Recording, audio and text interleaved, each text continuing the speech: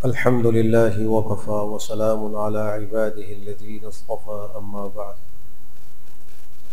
فعن واثلة بن الأسقع رضي الله عنه قال: قلت يا رسول الله ما العصبية؟ قال أن تعين قومك على الظلم. رواه ابو داود۔ حضرت واثلہ بن اسقع رضی اللہ عنہ کہتے ہیں کہ میں نے عرض کیا کہ یا رسول اللہ، عصبیت کیا چیز ہے؟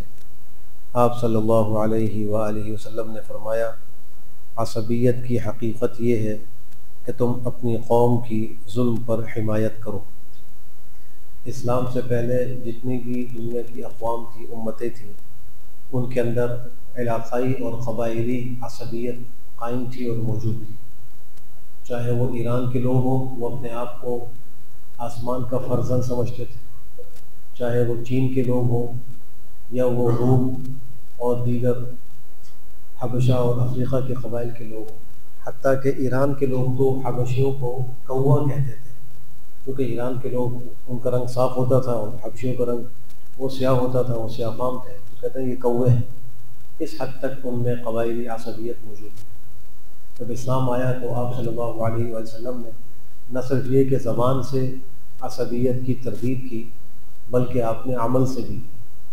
آپ کی ازواج مطہرات کے اندر اگر غور کیا جائے تو کوئی ایک بھی زوجہ محترمہ بنو ہاشم سے نہیں تھی، سب بنو ہاشم سے باہر کی تھی۔ مختلف قبائل کی خواتین سے آپ نے نکاح کیے، اسی عصبیت کی رسم کو توڑنے کے لیے۔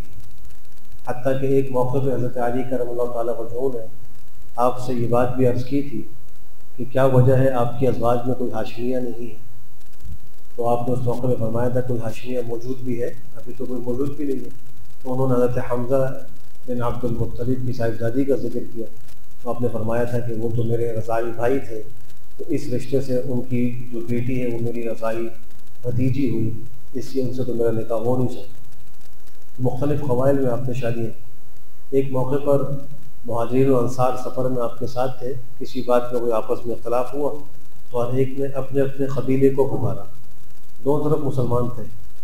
آپ جب تشریف لے کر آئے، آپ نے دیکھا کہ صف بندی ہو چکی ہے اور لڑنے کے لیے تیار ہو گئے ہیں، اور وہی قبیلے کی عصبیت کی بنیاد پر لڑائی ہو رہی، تو آپ نے آ کر ان کو سمجھایا اور کہا دعوہا فإنہا منتنہ، بخاری کی روایت، چھوڑو اس دعوے کو، عصبیت کو چھوڑو، یہ بدبودار چیز ہے۔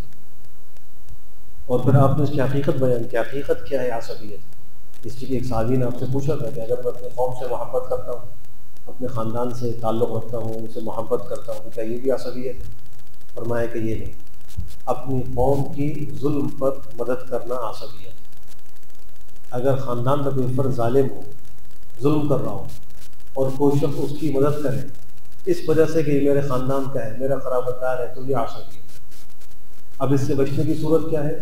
سورہ حجرات کی جو آیت ہے اس کے مفہوم پر غور کیا جائے، اور احادیث میں جو عصبیت کے تردید کے لیے سزاؤں کا ذکر ہے یا مثالوں کا ذکر ہے، ان کو پڑھا جائے۔ سورہ حجرات میں اللہ فرماتے ہیں یا ایھا الناس انا خلقناکم من ذکر وانثی وجعلناکم شعوبا وقبائل لتعارفوا، اے انسانوں، ہم نے تم کو مرد و عورت سے پیدا کیا اور تمہارے لیے ہم نے مختلف قبائل بنائے، خاندان بنائے، لیکن عصبیت کے لیے نہیں، لتعارفوا، تاکہ تمہارا تعارف ہو، بس یہ تعارف کے لیے، یہ ظلم پر مدد کرنے کے لیے نہیں ہے۔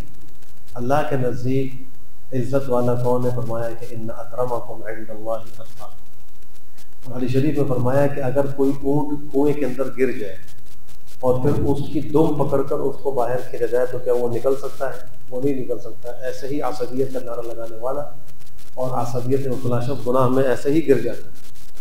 اس لیے عصبیت سے اپنے آپ کو بچائیے۔ قرآن کریم کا جو حکم ہے تعاونوا علی البر والتقوی، نیکی اور تقوی پر ایک دوسرے کے معاون بنیے۔